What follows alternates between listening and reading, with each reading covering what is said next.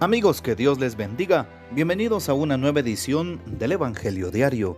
Estamos a jueves 5 de marzo, en esta segunda semana del tiempo de Cuaresma. Y para hoy recordamos y celebramos en la liturgia de la iglesia a San Focas Mártir y a Felipe de las Casas Martínez.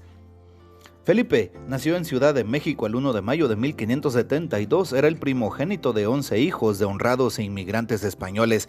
A los 18 años salió a Filipinas como agente de los negocios de su padre. Gozó de los atractivos de Manila, pero ante el vacío de Dios y su llamado, decidió seguir la vida religiosa. Fue uno de los 26 mártires de Nagasaki en el año de 1597. Sus cuerpos duraron 2 meses colgados de las cruces sin dar signos de putrefacción y además difundían un delicioso perfume. Es patrono de la Ciudad de México, o mejor dicho, uno de los patronos. También recordamos a San Focas Mártir.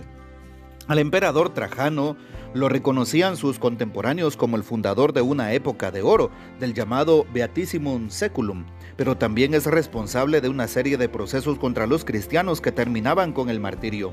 Según una carta que le escribió al gobernador de Bitinia, Plinio el Joven, afirmaba que el cristianismo era un delito digno de muerte solo cuando era reconocido, es decir, el cristiano tenía que ser condenado a muerte solamente si confesaba su fe y no quería retractarse.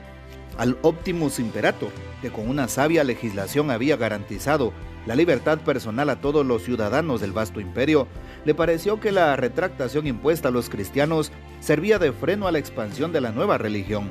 Pero los cristianos, con admirable firmeza, rechazaron la retractación y a muchos les costó la vida. Junto a los grandes nombres como Ignacio de Antioquía y Simeón de Jerusalén, último de los parientes inmediatos de Jesús, encontramos a un modesto campesino llamado Focas, que vivía en Sinope. La fuente principal para reconstruir su biografía es el panegírico pronunciado por el obispo Asterio a comienzos del siglo V y que se caracteriza por una admirable concisión. Focas ejercía el oficio de hortelano y era muy apreciado y querido de todos por su generosidad y hospitalidad. De estas dos virtudes dio una conmovedora demostración a los mismos verdugos que fueron a su casa a ejecutar la sentencia capital pronunciada contra él. Evidentemente los verdugos no lo conocían personalmente porque cuando entraron a su casa a pedir informaciones, el hortelano los invitó generosamente a almorzar. Mientras los dos almorzaban, Focas fue al huerto a abrir su tumba. Luego regresó a casa y les declaró su identidad a los verdugos, rogándoles que ejecutaran la sentencia sin contemplaciones. Así lo hicieron, y minutos después su cuerpo caía al hoyo que él había preparado. La narración de Asterio no dice más.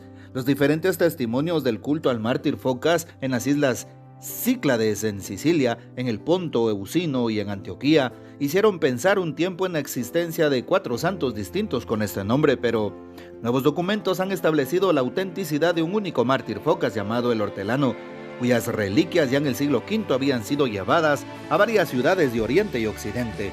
Venerado en las iglesias bizantina y latina, se lo invocaba contra la mordedura de las serpientes. Pidamos pues la poderosa intercesión de San Focas Mártir.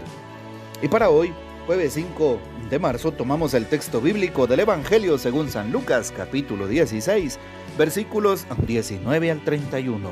En aquel tiempo, Jesús dijo a los fariseos: había un hombre rico que se vestía de púrpura y telas finas y banqueteaba espléndidamente cada día. Y un mendigo llamado Lázaro yacía a la entrada de su casa, cubierto de llagas y ansiando llenarse con las sobras que caían de la mesa del rico. Y hasta los perros se acercaban a lamerle las llagas. Sucedió pues que murió el mendigo y los ángeles lo llevaron al seno de Abraham. Murió también el rico y lo enterraron. Estaba en el lugar de castigo en medio de tormentos, cuando levantó los ojos y vio a lo lejos a Abraham y a Lázaro junto a él. Entonces gritó: Padre Abraham, ten piedad de mí. Manda a Lázaro que moje en agua la punta de su dedo y me refresque la lengua, porque me torturan estas llamas. Pero Abraham le contestó: Hijo, recuerda que en tu vida recibiste bienes y Lázaro en cambio males. Por eso él goza ahora de consuelo mientras que tú sufres tormentos. Además, entre ustedes y nosotros se abre un abismo inmenso que nadie puede cruzar ni hacia allá ni hacia acá.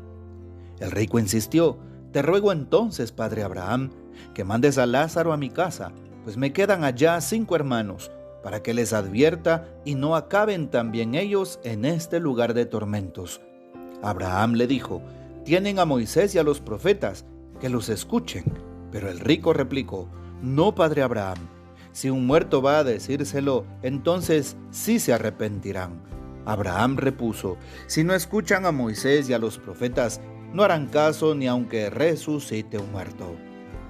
Palabra del Señor, gloria a ti, Señor Jesús. Queridos amigos, hoy es jueves eucarístico y sacerdotal, un buen momento para orar por el Papa León XIV y sus intenciones, para orar por nuestros obispos, para orar por los sacerdotes que lo necesitamos muchísimo de nuestros fieles, para orar por los diáconos, seminaristas y por los jóvenes. Y así el Señor siga llamando más obreros a su mies. Oremos por la iglesia, visita hoy el sagrario, ve a la hora santa, ve con Jesús sacramentado y encuéntrate con Él. Es la cita más hermosa y más importante que tenemos en la semana, hoy jueves eucarístico.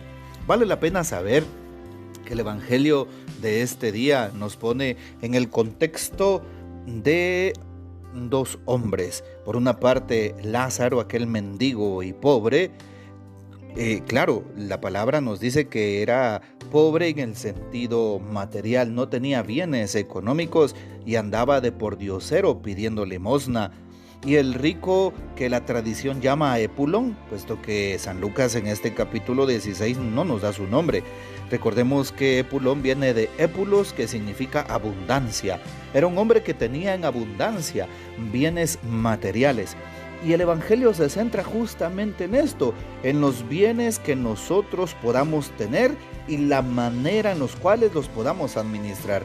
No se fija el evangelista San Lucas necesariamente en los bienes terrenales como tal, en sí mismos. No se fija tanto en dirigirse contra las posesiones que uno tenga, sino en la manera en la cual las podemos administrar, cómo manejamos los recursos que tenemos, los bienes que Dios nos ha dado, con amor, con generosidad, con justicia, viendo la necesidad del prójimo.